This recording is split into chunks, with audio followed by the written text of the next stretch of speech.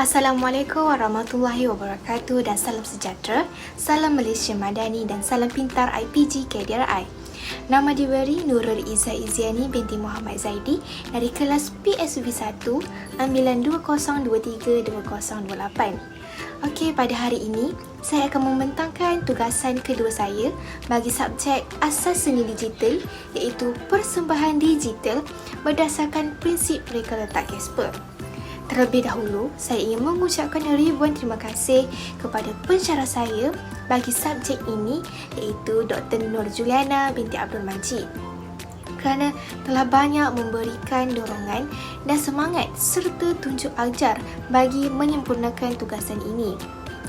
Jadi, tanpa melengahkan masa, ayo kita persembahkan reka letak ataupun poster yang telah saya hasilkan.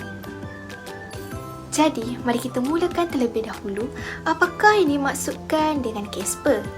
Jadi, prinsip reka letak Casper ini merupakan satu panduan untuk menyusun media seperti teks, grafik, animasi dan video pada sesuatu persembahan.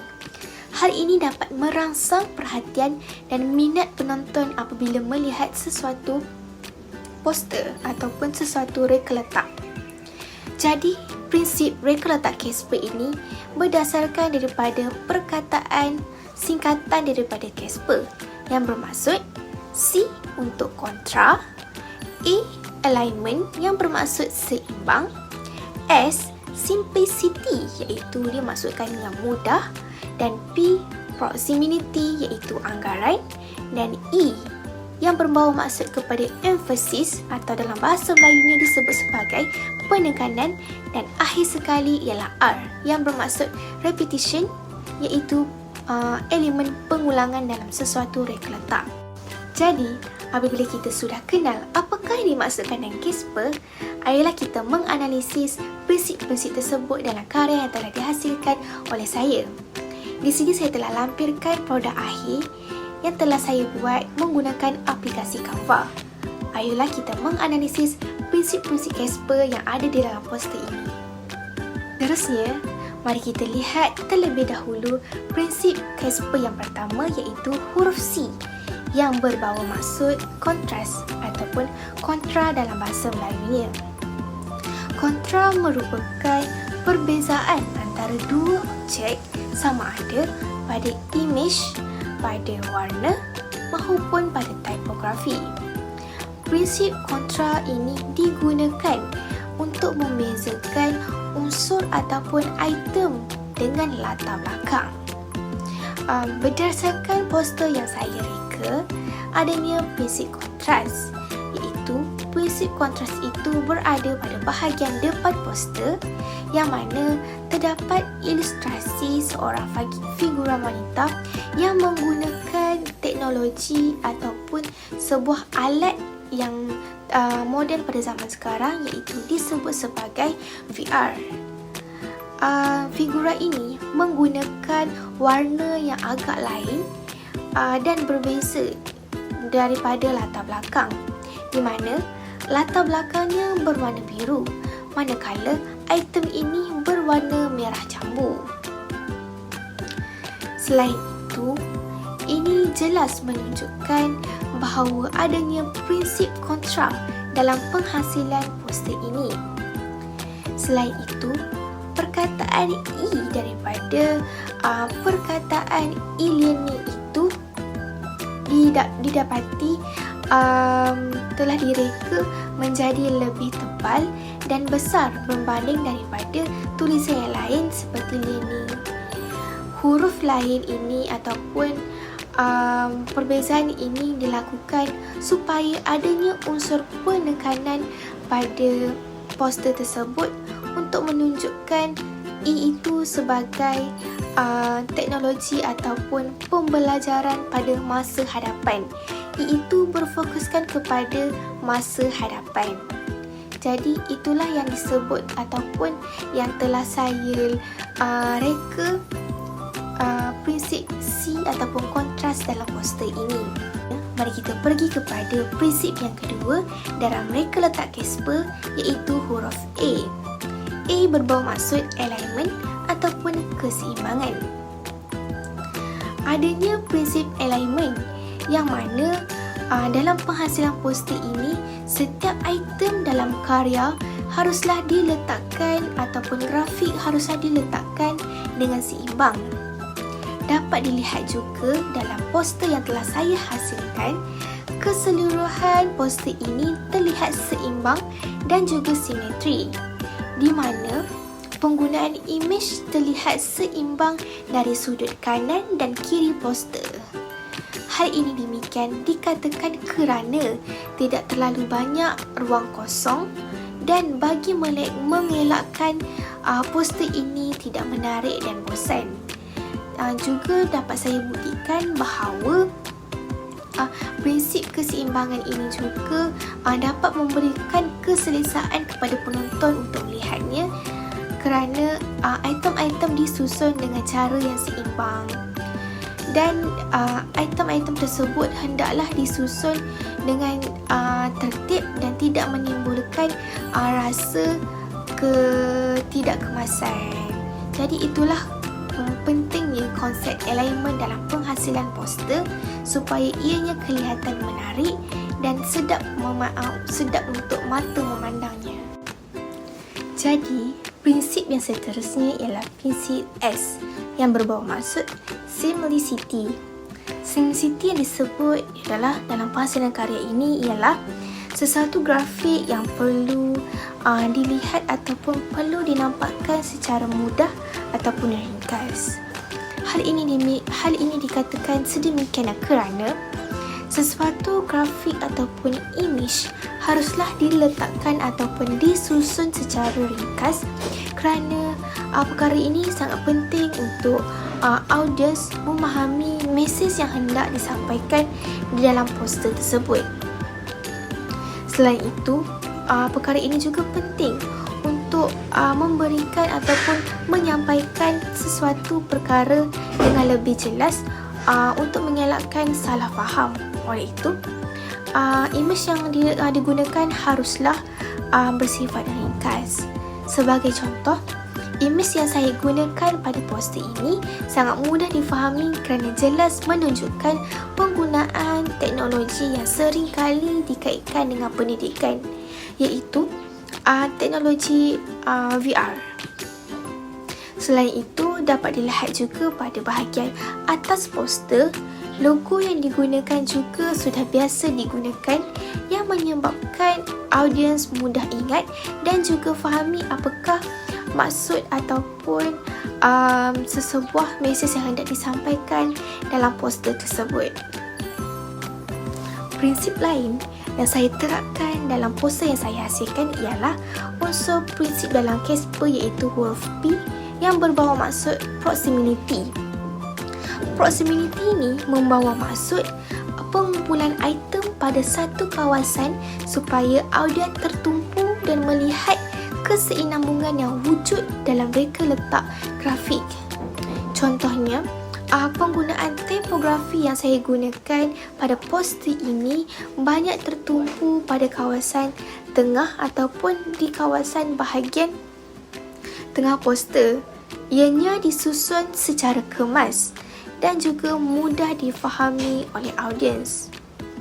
Selain itu, maksud yang ingin disampaikan dalam setiap perkataan yang saya letakkan dalam poster itu membawa maksud yang sama dalam konteks pendidikan masa hadapan ataupun disebut sebagai e-learning. Sebagai contoh, perkataan pembelajaran berasaskan skrin. Pembelajaran berasaskan skrin ini ialah salah sebuah elemen yang digunakan pada pembelajaran pada masa hadapan yang mana tidak lagi bergantung kepada buku teks di dalam kelas, sebaliknya hanya menerangkan ataupun hanya memaparkan pancaran skrin pada bahagian kelas. Seterusnya, perkataan yang kedua pula ialah mod interaksi. Mod interaksi pula membawa maksud kaedah pembelajaran yang tidak terikat dan bersifat anjal. Sama ada pembelajaran boleh dilakukan dalam berbagai aplikasi sama ada boleh juga dilakukan dalam aplikasi media sosial maupun aplikasi e-education sebagai contoh Zoom dan Google Meet. Dan akhir sekali, penggunaan perkataan online assignment. Online assignment ini di mana diterapkan pada pembelajaran masa hadapan yang tidak lagi menggunakan kaedah secara fizikal untuk menghantar tugasan. Namun, ianya hanya menggunakan aplikasi di dalam telefon bimbit. Sebagai contoh, aplikasi Google Docs yang boleh diakses ataupun dimuat turun ataupun boleh dihantar tugasan tersebut melalui Google Meet. Prinsip yang seterusnya pula ialah prinsip emphasis ataupun penggunaan E dalam perkataan Casper. Prinsip emphasis yang mana memberikan penekanan pada elemen utama sahaja. Dalam prinsip reka letak ini, setiap imej ataupun unsur perlu diberikan fokus kepada elemen yang penting ataupun elemen utama sahaja untuk dijadikan pusat tumpuan kepada audiens untuk membaca dan boleh menarik minat audiens. Perkara ini juga penting untuk tidak menimbulkan kecelaruan para audiens untuk membaca poster tersebut. Sebagai contoh, pada karya poster yang telah saya hasilkan, saya menggunakan latar belakang yang agak suram pada penggunaan warna, iaitu warna biru gelap, tetapi saya kembalikan ataupun selahkan kembali dengan penggunaan imej ataupun tipografi yang menyerlah. Sebagai contoh, penggunaan imej saya menggunakan warna-warna yang terang seperti warna putih, merah jambu dan juga ungu. Penggunaan imej yang berwarna ungu serta merah jelas dapat dilihat sebagai unsur penegasan supaya mesej yang ingin disampaikan oleh saya dalam konteks e-learning dapat disampaikan dengan jelas. Selain itu, kelainan pada warna tipografi juga merupakan salah satu penekanan yang diberikan oleh saya dalam poster ini sebagai tajuk utama ataupun sebagai satu perkara yang penting ataupun perkara yang perlu diambil peduli kerana ianya merupakan tajuk, jadi disebabkan itulah perlukan diberi penekanan. Penggunaan elemen teknologi ataupun digital hologram pada latar belakang poster juga merupakan unsur penekanan yang ingin disampaikan untuk memfokuskan kepada penggunaan teknologi ataupun penggunaan digital dalam pembelajaran masa hadapan. Dan akhir sekali, elemen yang terakhir ialah perkataan R yang berbau maksud repetition ataupun dalam bahasa Melayunya disebut sebagai pengulangan. Repetition yang membawa maksud pengulangan antara item dalam satu reka bentuk grafik dan dapat memberikan kemudahan kepada audiens untuk mentafsir maksud di dalam poster tersebut. Sebagai contoh, pengulangan corak pada bahagian bawah poster jelas untuk mewujudkan unsur keseimbangan dan juga untuk mewujudkan satu elemen teknologi di mana ianya merupakan satu elemen tambahan untuk menarik minat audiens supaya lebih menarik dan tidak bosan untuk membaca poster tersebut.